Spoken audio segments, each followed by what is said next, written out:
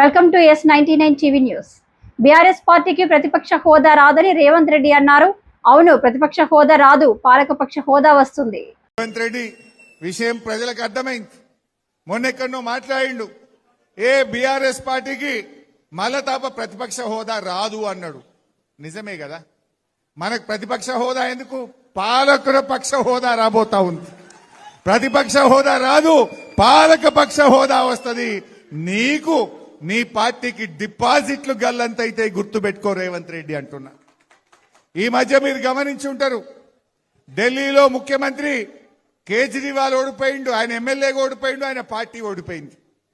బెంగాల్లో పోతే మమతా బెనర్జీ గారు ఎమ్మెల్యేగా ఓడిపోయిండు, ఆయన పార్టీ ఓడిపోయింది.